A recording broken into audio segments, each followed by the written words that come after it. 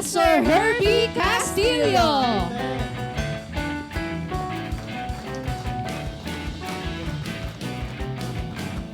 Sige po, palakpakan natin si Lord. Amen. Makakaupo po tayong lahat. Yung pong equipping and training, actually it's all 50 lesson, 50 lesson, kung saan ho hindi ang goal yung matutunan mo kung ano ang Biblia, hindi ho. Ang goal nun, it's yung mas maging maibigin ka, mabait ka, mas maging generous ka in spite of everything that you have discovered sa Word. Nung malaman mo kung ano yung sinasabi ng salita ng Diyos, lalo kang naging mapagmahal at mabait. Kasi may mga tao po, pag nagkaroon ng alam sa Bible, nagiging matapang at mayabang. Nakikipagdebate, feeling nila mas tama sila, mali ang iba. Siguro yun ang pinaka-iwas-iwasan natin. Yung isipin natin na tayo lang ang tama. Lalo ho yung isipin natin tayo lang ang maliligtas.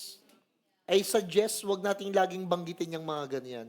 Because sa lawak ng pag-ibig, sa lalim, sa taas, sa laki ng pagmamahal ng Panginoon, hindi ho siya maaarok, malilimitahan sa bagay lang po na alam natin. Amen? Marami pa po tayong hindi alam. Ako, na-realize ko, sobra po akong na-fascinate that there were so many things na I could not explain, hindi ko alam. Kala ko nga, alam ko na dati ang Bible, kahit na nabasa ko na siya ng buo ng ilang beses, pero ngayon na-realize ko, hindi pala. Ang dami mo pa palang kailangan ma-discover, malaman, and the more you know, the more dapat it makes you humble.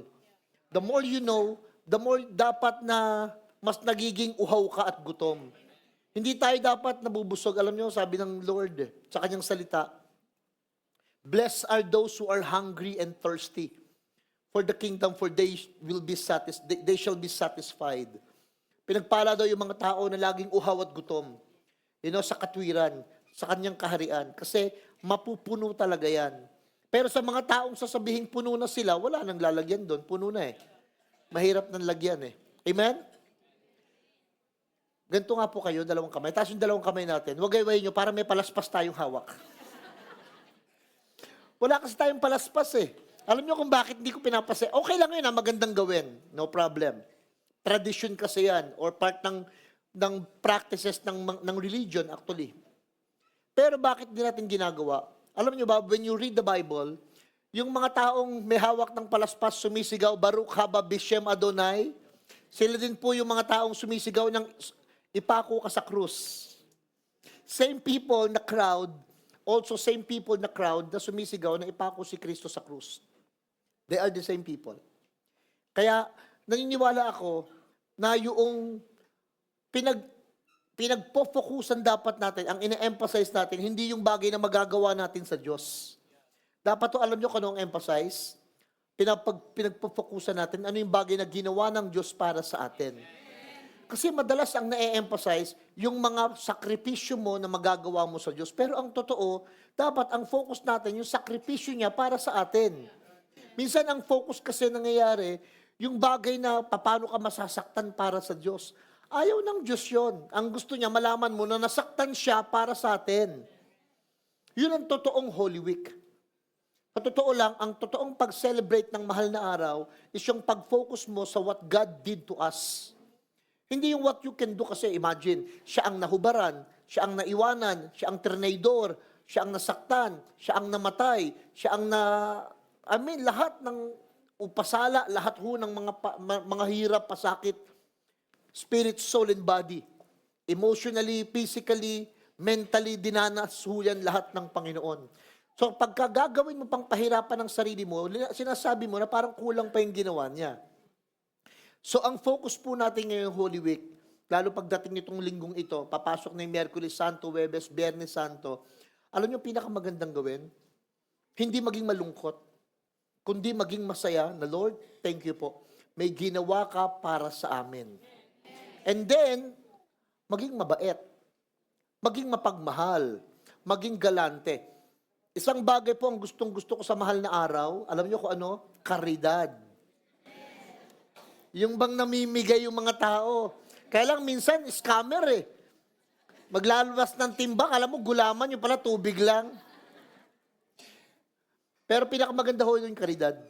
You know why? Because that's where you see people are giving. People are giving. Minsan nga wala ng pera, magpapaluto pa yan ng lugaw, ng sopas, para lang ipamigay. Pero hindi ko masyadong ikinatutuwa. Hindi ko sinasabing huwag niyong gawin. Wala tayong basagan ng trip. Kasi kanya-kanyang paniniwala yan eh. Pero kung sasuggest na huwag niyo nasaktan sarili niyo. Nasaktan na ang Diyos para sa atin. And enough na yon. Huwag na natin kopyahin masyado. Pero pwede mo rin naman kopyahin.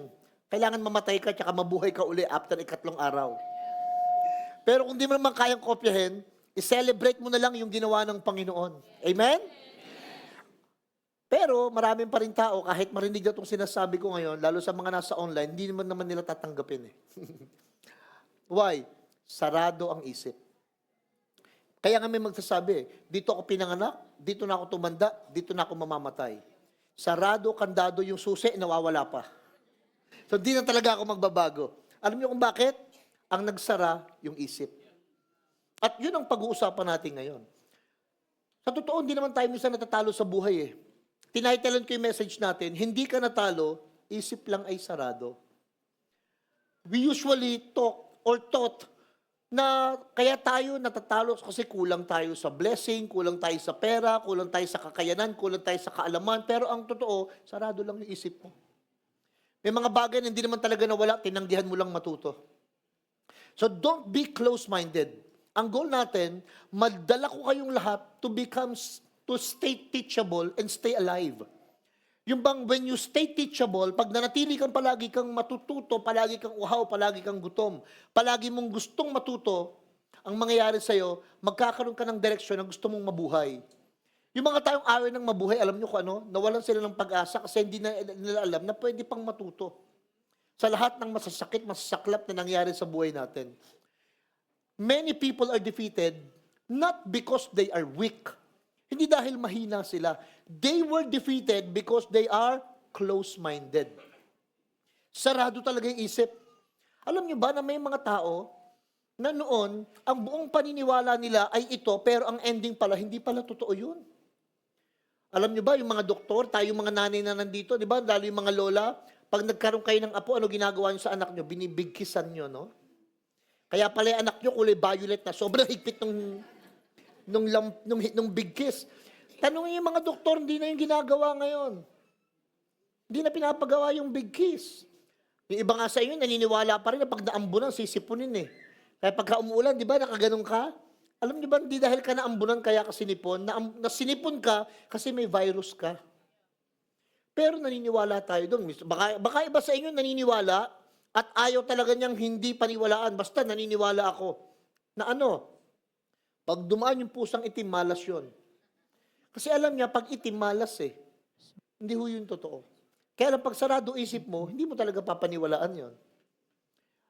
Marami tayong mga bagay sa buhay, sa totoo, minsan akala mo ina-atake ka. Pero ang totoo, ina-align ka. Hindi ka naman talaga ina-attack. Kaya lang, dahil close yung isip mo, akala mo lagi kang sinasaktan, pinapahiya, pinapahirapan, dinalagay sa sentro, kinukunan. Laging nasa isip mo, ina-attack ka, pero ang totoo, ina-align lang yung isip mo, yung buhay mo, yung mga gawin natin. Kaya lang, close-minded people don't lose because life is hard. Kala natin, mahirap kasi ang buhay, kaya natatalo ko. Hindi. They lose because they refuse to learn, refuse to change, and they refuse to see things differently. Talagang ayaw na nila talaga na matuto, magbago, at tignan ng isang bagay sa panibagong pananaw. May mga tao nga eh. Kaya ako nag-decide ako, kahit gaano kasama, kapalpak ang isang tao, I refuse to not to believe na meron siyang chance magbago. Naniniwala ako na everybody can change. Amen? Kaya lang, may mga tao ayaw maniwala sa sarili nila na kaya nilang magbago. No wonder they remain. They stuck the same. A close-minded, actually, dati akala ko, pagkasarado, mas ligtas yun. Mas safe yun pag sarado. Huwag na nating pakinggan yung iba, basta eto lang tayo, close mind. Actually, a closed mind is not a safe mind. Ano yun? Stuck mind. Pag stuck na yung isip mo, Naku, ang hirap na talagang ma-appreciate yung technology, yung improvement, yung development, enhancement sa society, mga discovery ng mga bago, mga changes na minsan ayaw mo kasi hindi mo lang nakasanayan o hindi mo lang alam i-embrace. Pag yung mind mo close, yung future mo limited na. Limited na.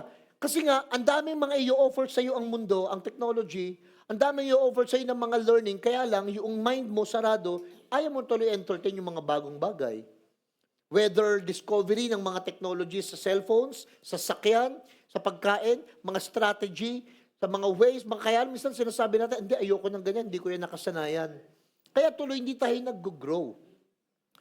Ang totoo, hindi tayo natalo sa buhay. Tinatanggihan lang nating matuto. Kung minsan, bakit may mga taong lumalayo sa atin? Kasi ayaw mong matuto eh. Kung minsan, bakit may mga tao sa totoo lang, hindi nag-grow yung church, yung economy, yung negosyo, kasi ayaw nilang matuto eh. May mga tao, hindi nag-grow yung relationship, kasi ayaw nilang matuto. Ayaw nilang i-try mga different ways, mga different technique, different strategy, mga paraan na huwag mong sabihin makabago, kaya lang efektibo eh. Minsan di kailangan maging modern eh, kailangan lang effective. Pero dahil close yung mind mo, hindi mo talaga i-embrace. Lagi ka nakasarado eh. Tingnan niyo itong 18:15 ng Proverbs. Intelligent people are always ready to learn. Why? Kasi yung ears nila open for knowledge. Kaya pansin niyo, gusto niyo makilala yung mga taong intelihente, matalino? Alam mo ba't sila intelligent? Because they are willing, ready. Turuan mo ako. I need to know, I need to have this. Kailangan ko din yan, laging ganun siya. Share mo naman sa akin yan, anong technique, anong tip. Ba't ang sarap ng luto mo, anong ginawa mong ingredients. Kaya tuloy siya, natututo. Why? Ready, willing. Kaya tingnan nyo, yung open ears lead to open doors. Pag bukas ang tenga, bukas ang mga pinto. Pero those who listen at the same time, yan yung mga nagle-level up. Nagle-level up sila. Why? Kasi nga, open. Open sila sa payo, open sa advice, open sa correction, open sila sa maraming mga ideas, strategy, maraming mga teachings and beliefs. In-open nila sarili na, teka nga, pakinggan ko nga yan. Pakinggan ko nga yung sinasabi mo, yung baka that is something really to think about. Mga bagay na pwedeng pag-isipang talaga. Kung totoo ba yan? Alam nyo, si God, gustong-gusto niya yan. Kaya lagi niya sinasabi, look for me, seek me. Seek me in your heart, search me in your mind, and you shall find me. Laging gusto ni Lord, hanapin siya. May mga tao naman, tuturuan ka, sasabihin sa'yo, bawal magtanong sa Diyos. Hindi totoo yun. Gustong-gusto ni God na tinatanong natin siya. May mga tao, ba't mo kinu-question ng Bible? Naku, wag. Questionin nyo talaga yung Bible. Questionin nyo talaga si God. Gustong-gusto ni God yun kasi ibig sabihin, interesado ka sa Kanya. Di ba kaya mo naman tinatanong ang isang bagay, isang tao kasi interesado ka? Kaya mo kinukuha number niya, kinukuha mo schedule niya, kinukuha mo paborito niya. Kasi it shows that you are interested. So ang taong hindi interesado, ayaw nang matuto. Pero when you start questioning everything, si Lord hindi na challenge, naku, baka mabuko ako ng anak ko. Wala kasing tinatago ang Diyos eh. Hindi siya yung tipo na sasabihin sa'yo na, huwag mong tatanungin yan, baka matuklasan mo pa. Naku, hindi kaya. Yung vast ng kanyang infinite wisdom, grabe yun. Kung hindi mo talaga siya matutuklasan, hindi mo siya mauubusan, ibig sabihin. So, ask questions. Be open-minded. Hindi, Pastor, halos alam ko na lahat eh. When you think you know everything, sa totoo lang, automatically you stop growing.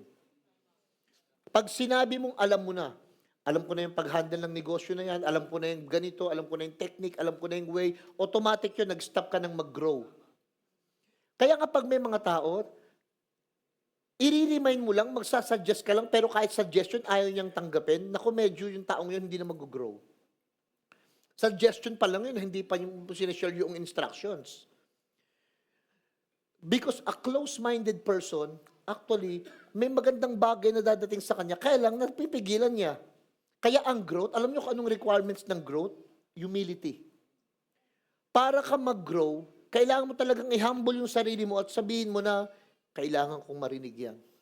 Kailangan kong malaman yan. Kailangan kong ma-meet yung tao na yan. Kailangan ko, alam nyo, nung ako nag-search, talagang babiyahe pa ako, gagastos pa ako para lang makinig, ma-meet, malaman itong mga taong ito. Ano is something that they have, something new. Para malaman. Babayad ka nga ng mga libro, babayad ka ng mga, para lang malaman mo pa yung mas maraming bagay, bibilin mo yung mga applications, para malaman mo pa more and more and more. Iniisip ko nga, sa totoo lang, kung naging sarado ang isip ko sa maraming bagay, hindi tayo ngayon ganito. May mga tao, alam nyo, ayaw nila ng may mga lights and sounds, ayaw nila ng may mga usok-usok. Iniisip nila dapat ang usok sa Holy Spirit lang. Pero okay lang yung usok ng sigarilyo, usok ng tambucho. Minsan ayaw nating mag-adjust kasi may thoughts tayo na dapat ganito lang. Hindi tayo dapat magganito, magbago. O kaya ang nangyayari tuloy, ayun, kayo-kayo, sila-sila, pero hindi kayo makahanap ng mga ibang tao naman para for you to grow, to learn. Kasi alam nila, wala nang matututunan doon kasi nga sarado eh. Tingnan nyo itong Kawikaan 12:15, Proverbs 12:15. Yun daw fool, think their own way is right, but the wise listen to others. Yung mangmang daw, alam mo kung ano lagi ang nasa isip niya, tama siya. Kanina sa first service may sinabi si Eric Quinto. Alam mo sabi ni Eric Quinto? Hindi daw alam ng bobo na bobo siya. Totoo yun eh. Sabi mo sa katabi mo, hindi alam ng bobo na bobo siya. Hindi niya alam kasi nga bobo siya eh. Hindi niya alam yun. Alam niyo kung bakit? Kasi ayaw niyang tanggapin na mali siya. Ayaw niya talagang tanggapin, hindi niya talaga tatanggapin. Talaga ipaglalaban niya na tama siya. Kaya tuloy, hindi natututo. Gusto niyo malaman kung sarado isip niyo? Ito yung mga tanda. Close-minded people, ito yung laging sinasabi, alam ko na yan. Ganyan na talaga ako. Hindi na ako magbabago. Pag yan laging mo sinasabi, basahin nga natin.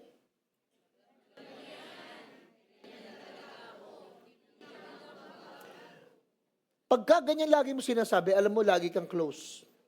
Ano magandang sinasabi ng isang wise people? Ang sinasabi niya, teach me. Ang sinasabi niya, help me grow. Ang sinasabi niya, I can still learn. Doon makikita pagka ang tao lagi sinasabi sa'yo, turo mo nga sa akin yan, kuya.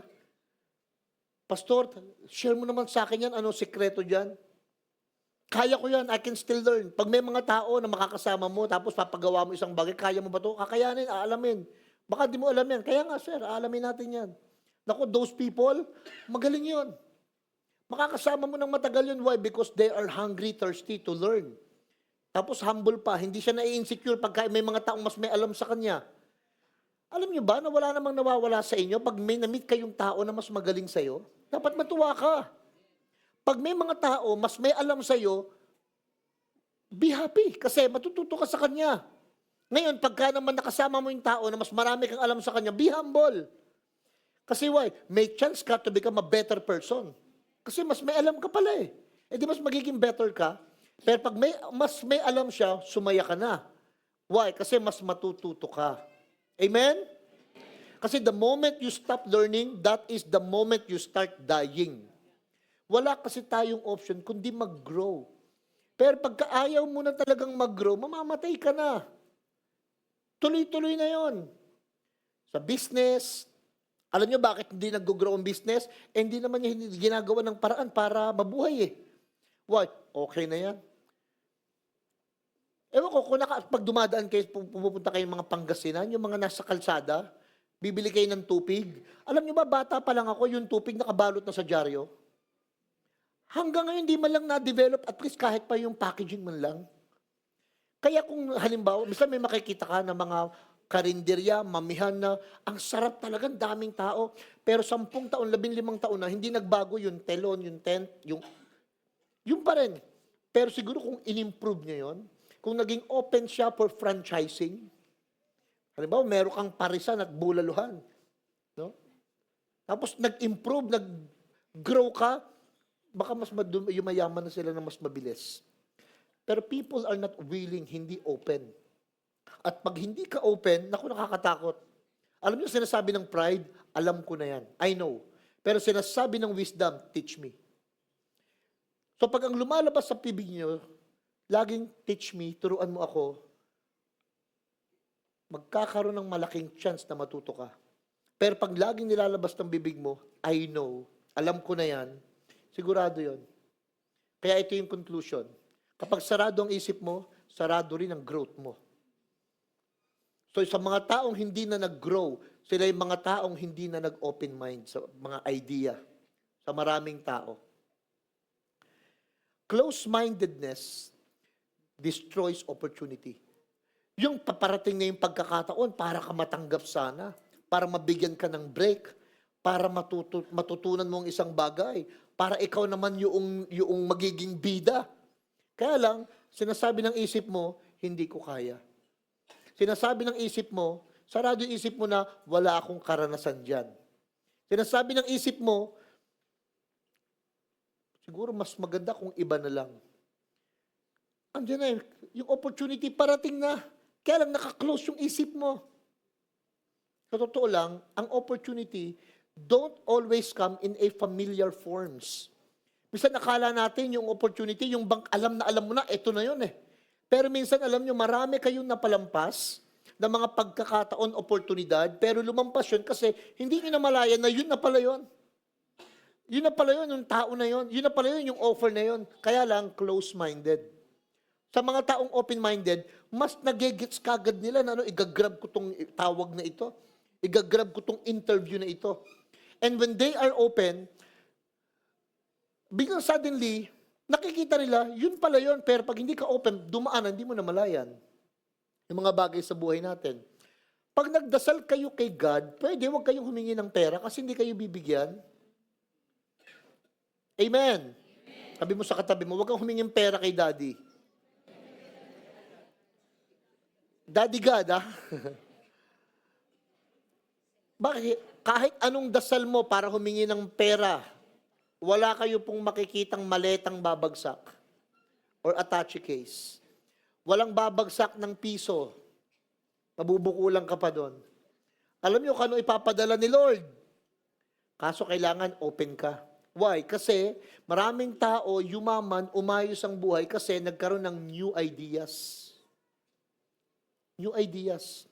Alam niyo ba dati, yung sisig, nagsimula yan sa Pampanga. And it was called an exotic food. Talagang di nila inaano yung mga laman loob, hihiwa-hiwain mo. Dati kilalang lang yung bopis eh. Pero nakita nila na pwede. Pumutok, idea yun eh. Meron nga akong kinainan eh, crispy dinuguan. Dinuguan pero crispy. Idea yun eh. Naghahanap nga ako ng champuradong may paa. Idea yun eh. So far wala pa nagtitindi. Pero baka may makaisip.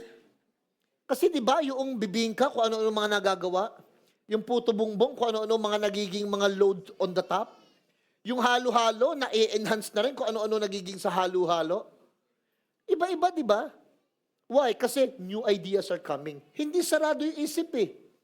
Yung iba, hindi, basta ang adobo ko, toyo, suka, mantika, ayos na yun. Yung iba, may patatas na, may pinya, lalagyan pa ng, di ba kung ano-ano naiisip nilang gawin doon sa adobo?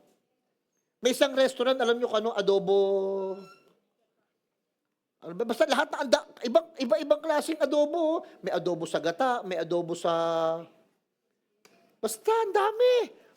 Kaya tuloy, ang galing naman nun, kaya tuloy, pumipila yung mga tao kasi new ideas. New ideas. O i-pray nyo kay God, Lord, bigyan mo nga ako ng idea, and then God will come. Ano pa bibigyan sa inyo, Lord? New people. Mga bagong tao. Kaya lang, pag may mga bagong taong dumadating, ginajudge mo agad kasi close ka, hindi kayo parehas eh. Kaya when people are sending different people, huwag ka agad close-minded. Ay, hindi natin kaparehas. Hindi natin kaparehas sila. Talagang mas maganda nga, hindi kaparehas kasi makikita mo na talagang unique tayong lahat. Amen? Alam mo, papadala na sa'yo ni Lord, new corrections. Mga bagong pagtutuwid sa iyo ng Diyos. Kaya huwag ka dapat close. Laging sige po, kung ano yung kailangan i-correct sa akin, sabihin nyo. Alam niyo kung ano maganda? Alam niyo yung mga successful na mga coffee shop, mga malalaking mga hotel, mga establishmento. Alam nyo kung saan nila nalalaman kung paano nila i-improve? Gumagawa sila ng mga form. Binibigay na sa mga tao at sinasabi, sabihin nyo yung comment nyo. Bibigyan ka pa nga minsan ng libreng ballpen eh. Mag-feedback ka lang, sabihin mo lang kung gaano yung hindi mo nagustuhan, ano yung ganito, ano yung masasabi mo, why, so that they can change. Kasi open-minded eh. Nakita niyo yung mga nagpapa-networking, ano tanong sa inyo? Open-minded ka ba? Yun lagi ang tanong eh, kasi nga alam nila, pag open ka, alam nila, bukas ka sa pagkakataon, bukas ka sa pagkatuto, bukas ka sa lahat ng pwedeng gawin para kumita ng pera. Pero pag close-minded ka na, ang hirap mong kumbinsihin. Kasi lagi kang may dahilan. Ang close-minded people, rejected lahat kagad yung tatlo na yan. Tingnan niyo sabi ng Hosea 4:6, my people are destroyed, hindi dahil lack of money, lack of talent, lack of skills, lack of knowledge kulang. Napapahamak daw ang tao, hindi dahil kulang sa pinag-aralan. Napapahamak daw ang tao, hindi dahil kulang sa kapugian o kagandahan, hindi. Napapahamak ang tao dahil sa kulang sa kaalaman. Kaya dapat open-minded ka. Open ka sa suggestion, open ka sa correction, open ka sa idea, open ka sa possibilities. Kailangan ganun kakagutom eh. Blessed are those hungry and thirsty eh. Kasi ipifeel yan, isa-satisfy ng God. Pagka gutom ka, bukas ka. Hindi lack of blessing kaya tayo naghihirap. Sa totoo lang, nagsasarado yung ating isip. Ang totoo, lack of openness to learn. Sabi mo sa katabi mo, matututo na tayo. Pastor, ayaw namin matuto. Okay lang. Ang mangyayari, many people lost, natalo, nawalan. Alam niyo kung ano mga nawala sa kanila? Una, business opportunities. Why? Close-minded eh. Pangalawa, relationships. Pangatlo, calling. Nawalan yung mga tao ng relationship, ayaw na sa kanila ng mga tao kasi ilang beses ko nang binigyan ng chance. Ilang beses mo nang kinukorek, nire-remind, ini-encourage, pero sarado pa rin yung isip eh. Unti-unti silang lalayo. Unti-unti silang mawawala. Hanggang sa makikita mo, people don't want you anymore. Hindi dahil ikaw yan, kaya lang, ayaw mo kasing matuto eh. Alam niyo ba, ang hirap tumakbo kasabay ng pagong? Nakita niyo ba yung sarili niyo, running with turtles? Ano mangyayari? Kahit sobrang bilis mo, pagka iniintay mo siya, babagal ka talaga. Kaya wala kang choice minsan kundi iwan siya. Minsan alam nyo, pag gusto mo talagang matuto, may iiwan ka. Minsan sa totoo lang, pag gusto mo talagang matuto, may bibitawan ka. Kasi you cannot receive, pag hawak-hawak mo lagi yung mga bagay na alam mo na hindi naman mag-grow. Bitawan mo na. Sa totoo lang, not because we are capable. We are not capable. Kasi kala natin, kaya siguro hindi kami nag-grow, hindi kami nag-aayos, hindi kami gumagaang, hindi kami nagtitino ngayon, hindi gumaganda lahat. Kasi hindi talaga kami capable. Hindi talaga namin kaya. Hindi, baka ang totoo, you are just not willing to listen. Baka hindi lang tayo talaga willing na matuto eh. Makinig eh. Alam nyo ang pagkakataon. Sabihin nyo nga po, opportunity. Kakatok yan softly.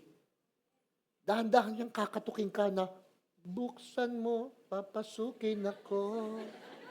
Kakatok yan. It will knock on the door softly. Alam nyo kung ano magko-close? Pride. Pride shut the door. Why? Kasi nga, yung opportunity mag-o-offer yan. Mag-o-offer sa'yo ng mga bagong bagay, bagong kaisipan, bagong tao, bagong idea, bagong pananaw, pero yung pride, ko-close niya. Hindi. Ayoko.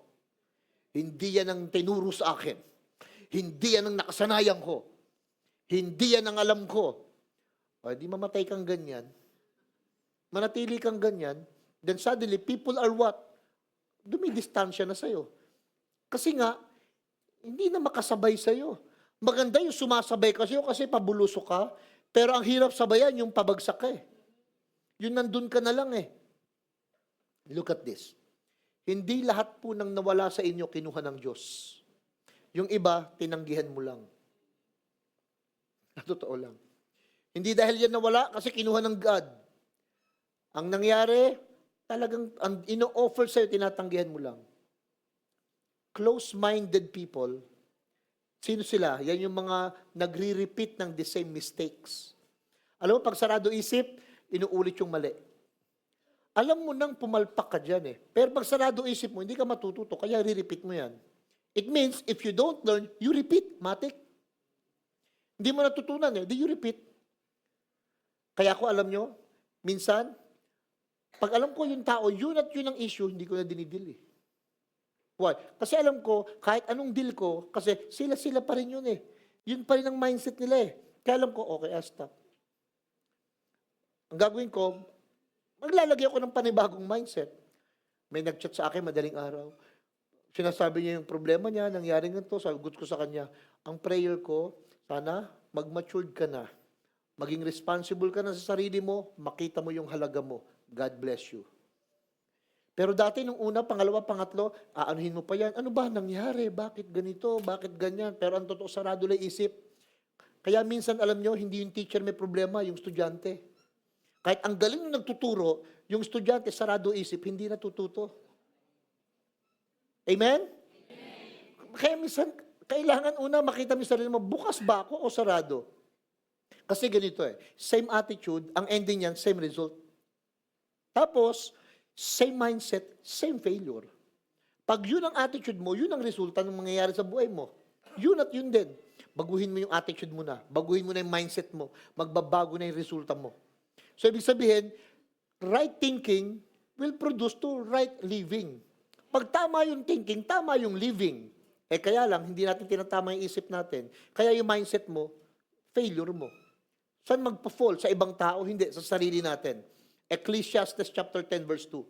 The heart of the wise inclines to the right, but the heart of the fool to the left. Yun daw puso ng marunong, pumupunta sa tama. Laging nakakanan. Pero guess what? Yun daw mga tao na mangmang. Ayan. Kung saan may mali, dun sila. Close-minded people, gusto niyo malaman kung ano yung mga taong close-minded? Blaming others. Laging sinisisi ang iba. They are always have the reason. Eh kaya naman, kasi ikaw kasi ganito, ito yung nangyayari. Laging blaming others. Pangalawa, refuse corrections. Tinatanggihan nila yung pagka-question mo siya, kinukorek mo siya, nire-remind mo siya, nire-refuse niya, ayaw niya ng ganun. Pangatlo, gina-justify yung wrong behavior. Lagi na lang pinapalusutan, kahit alam naman niya sarili niyang mali yun. Alam naman niya dapat may ginagawa na siya, alam naman niya dapat hindi niya na ginagawa, pero ginagawa pa rin o hindi pa rin ginagawa. Why? Gina-justify niya eh. Why? Close ang isip. Diyan na, nag-i-stay yung cycle. Kaya makakakita ka, 20 taon, yung classmate mo, yung katambay mo before, yung kasama mo before, biglang after 10, 15, 20 years, pag nakita mo, ikaw ang layo na ng narating, pero sila, consistent, tambay pa rin. Why? Kasi nasarado yung isip eh. Sarado yung isip. Yung iba nga actually, natuto na sa natuto na sa bisyo, natuto na sa mga nangyari sa buhay niya, pero yung mga kasama ng iba, hindi. Kasi ang nangyari sa kanila, hindi dahil sa hindi sila nabigyan ng pagkakataon, ng oras, ang totoo, nasaraduhan sila ng isip. Nasaraduhan sila ng way para, teka, hindi na pwedeng ganito. If you don't change your mind, you will repeat your past. Babalik at babalik po kayo sa nakaraan hanggat hindi ninyo binabago yung isip nyo. At sasabihin, tama na tong ganito. Sa totoo lang, pagka ang attitude unteachable, ang susunod na niyan, repeated problem. Ito. Alam niyo bakit ang problema nauulit? Kasi unteachable yung spirits. Unteachable yung puso. Yung kalooban. Hindi mo talaga yan tumatanggap. Kaya alam mo, next time, poproblemahin mo uli yan. Next time, kaya kahapon ang payo ko, kagabi, sweetheart, sabi ko, tanggalin mo na yan. Sabi ko sa dalawang employer, tanggalin mo na yan. Why? Kasi it will create repeated problem. Kapag ang problema pala repeated, ang problema hindi yung problema, yung tao. Kasi kahit saan mo ilagay yan, ang problema sarado yung isip niya. Kaya magkukos ng problem, madadamay ka tuloy. Ngayon, kung ayaw natin tayo yung tinatanggal, magbukas tayo ng isip. Kung gusto natin tayo ini-invite, magbukas tayo ng isip. Why? Kasi pag open-minded ka, open ka for possibilities. Open ka for many things. Ibig sabihin, parehong mindset, parehong results. Pag nagbago ka ng mindset, nagbago yung results. Nag-iiba na. Tinignan ko kasi una, me as a pastor. Siyempre, dahil pastor ako, kailangan maging open-minded ako sa ginagawa ng isang pastor. Tinignan ko lahat, ano ba yung mga ginagawa na ng ibang mga pastor sa Maynila? Di tinignan ko din. Ginawa ko na ko, kailangan maging open-minded ako. Kasi iba, hindi kagad papatanggapin ito, hindi susubukan ito, hindi gagawin ito. Kasi nga, close na sila. Subukan ko nga ito. Try ko nga ito. Aralin ko nga ito. Tignan ko nga. Nakita ko, iba pala pagkabukas yung isip mo. Tapos pag willing ka na magkamali at mapagsabihan ka, at least nag-try ka. Nung subukan mo, kahit minsan pinagsabihan ka dahil mali, pero tinama mo, in-improve mo, naging better. And then, unti-unti, maraming nagtitiwala na sa'yo. Kasi nakikita, humble ka eh. Nakikita, willing kang matuto eh. Tapos nakikita pa ng mga tao na hungry ka talaga para matulungan yung iba. Then suddenly, doon makikita, nagsisimulang mag-grow everything. Yung iba, alam nyo kung ano, pag may nakitang bago, naiinggit. Nakita niya, look, kumikita yung ano. Kaya alam mo kumikita yan kasi yung magic yung sugar niyan eh. Naiinggit. Alam mo, gawin mo, kunin mo, kaibiganin mo siya. Ano yung sekreto mo? Para malugi siya, panalo ka. Hindi, ang point, dapat natututo tayo. Sabi mo sa katabi mo, matuto ka na. Why? Close-mindedness block God's work in you. Alam mo, saradong isip, may kikilusin, gagawin na si Lord. Sa church, sa family mo, sa individual, sa trabaho mo, sarado yung isip mo. Nakilos pala ni Lord yun. So God is already doing something, a work in you, kaya lang, close ka. And totoo, God cannot pour out something na puno na. Alam niyo po sa mga puno, ano dapat gawin? Inumin. Alam niyo po, dapat sa maraming alam, itumba. Sabi mo nga sa katabi mo, marami ka ng alam. Alam niyo kung ano maganda? Yung kahit ang dami niyang alam, at may sabihin ako sa inyo, na-meet ko yung mga tao, right now, marami akong nami-meet ng mga tao na ang dami talagang alam. Pero pag kinausap mo siya, sinasabi niya, grabe, gusto ko nga malaman to eh. Gusto ko nga maintindihan ito eh. Sa loob-loob ko, ang dami na nitong alam, pero feeling niya sa sarili niya, wala pa siyang alam. Yung iba, may namit ako, walang kaalam-alam, pero feeling niya, may alam siya. Ang tawag doon, mamaru. Ano yun? Mamarunong. Laging mamarunong sa lahat ng bagay. Kala mo dami niya alam. Kaya alam niyo kung ano maganda? Open ka lang. May sinishare, o sige, pakinggan ko nga. Huwag ka agad naka-close. Pakinggan mo muna, baka mamaya may sense. Minsan may nagsishare sa akin, that makes sense. Minsan may papanoorin ako. Dati hindi ko pinapaniwala, pero pag pinakinggan ko, pinag-isipan ko. Konti lang naman isip ko, so konti lang magagamit. Sabi ko, that makes sense. May sense yun na, magandang ano yun na. And then dun ka lumalalim eh. Kaya lang iba, konti pa lang. Ay, naku, hindi yan. Mali yan. Kami lang ang maliligtas. Hindi po yung totoo. Matthew 13:58. He did not do many miracles there because of their lack of faith. Kala ko dati, yung lack of faith na yan, kasi kulang sa pananampalataya. Kaya tuloy, yung ibang mga preacher, teachers, tao, ang sinabi nila, kaya walang miracle kasi kulang ka sa faith. Maraming pinagaling si Lord, walang faith.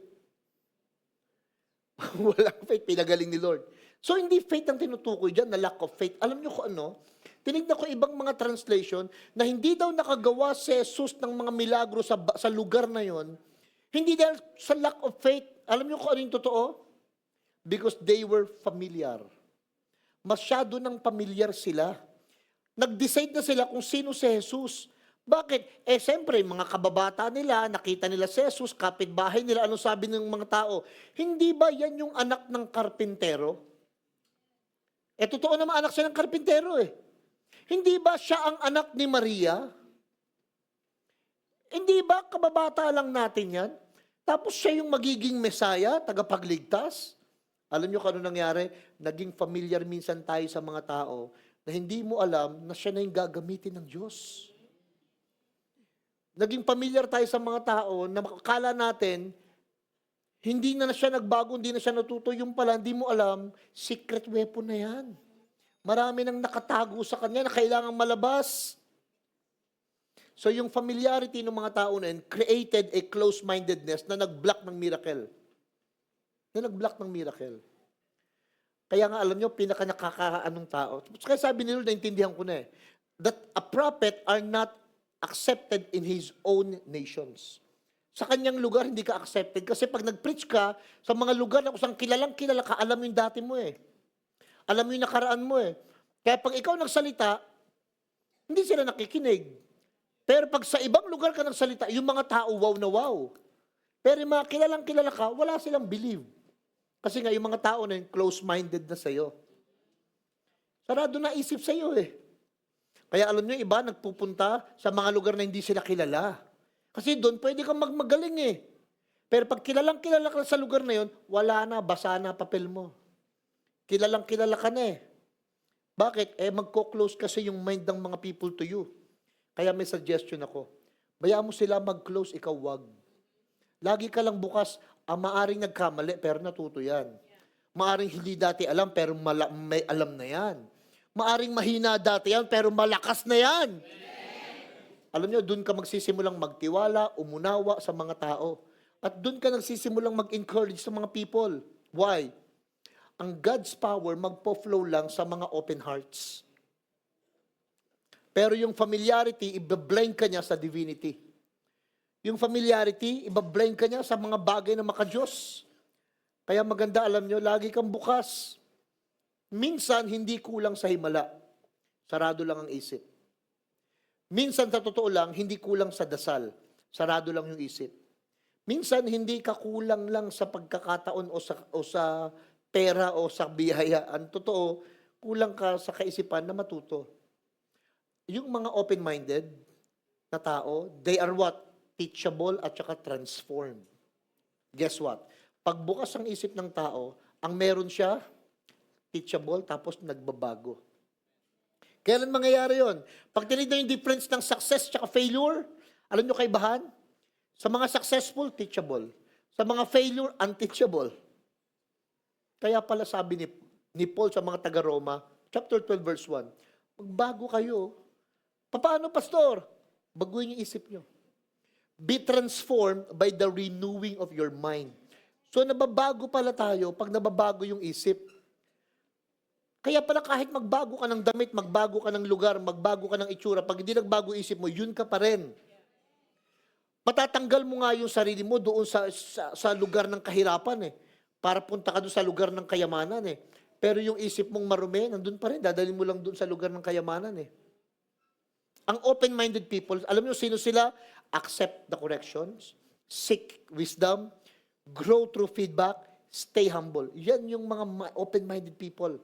Nag-a-accept ng pagkakamali, naghahanap lagi ng karunungan, laging nag-grow siya pagka sinabi mo sa kanya, ano yung kailangan kong gawin? Tell me. Pwede ba magtanong tayo ng mga feedback sa sarili natin? Why? Kasi yung bukas na isip, bukas din ang buhay. Mas madaling mga bagay na makakapasok sa'yo pagka bukas ka Kaya importanteng open-minded tayo. Napakadelikado pag close yan. Why? A close-minded person, you will lose chances. Mawawala yung pagkakataon sa'yo na magbago, na mapagbigyan ng pagkakataon. You will lose relationships. You will lose purpose and you will lose God-given opportunities. Kaya mag-decide tayo. Naku, hindi na pwedeng ganito. Kasi alam nyo, sa totoo lang, pwedeng nasa tamang lugar ka, pero pag mali isip mo, hindi mo ma-appreciate yung right place. Pero minsan naman, mali yung lugar mo. You'd been into the wrong place. Kaya lang, tama yung mindset mo, mababago yung place eh. Minsan nga ganito eh, mali yung mga taong kasama mo eh. Kaya lang, maganda kang mag-isip. Hindi ka naapektuhan. Pero minsan, ang gaganda ng babait ng mga kasama mong tao, mali yung isip mo eh. Kaya lahat ngayon, pinaghihinalaan mo. So ano nangyayari? Powerful talaga kung open-minded tayong lahat. Amen? O, tanungin natin sa sarili natin to. Lahat ng mga ulo yuko, ayan. Tanungin nyo ito. Am I still teachable? Unang tanong niya sa sarili niya. Pangalawa, do I listen or do I react? Nakikinig ba ako o nagre-react lang ako? Pangatlo, do I reject correction or I received it? Ano yung ginagawa natin?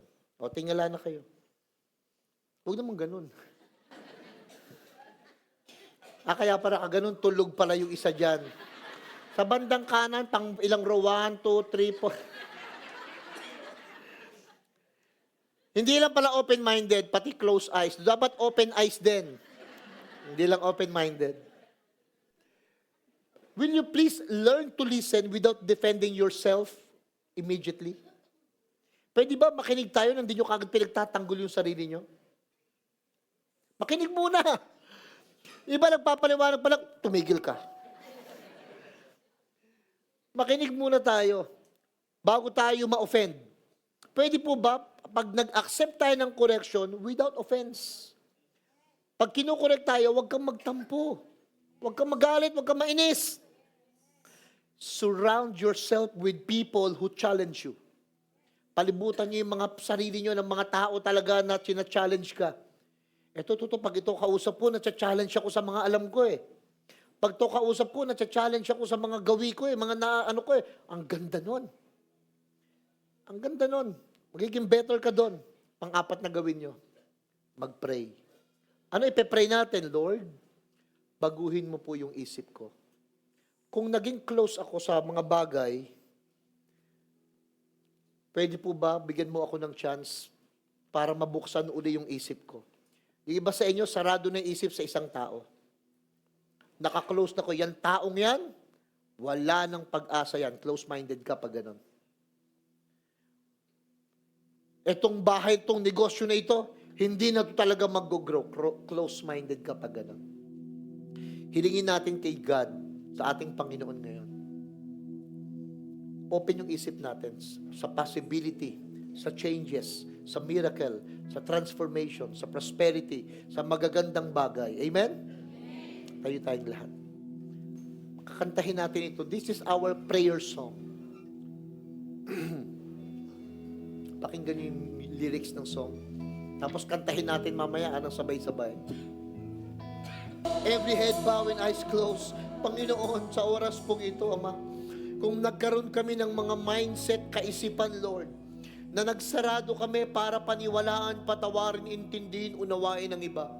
Kung nagkaroon kami ng kaisipan, Lord, ng mga negative, at clinose namin ang sarili namin sa mga pananaw, kaisipan, that we could not do it, that we cannot make it, na hindi namin kaya, at kung ano pa ang mga bagay, Lord, sa isip namin, na naghindered, nag-block, Lord, nagpatigil, Panginoon, for what you are about to do.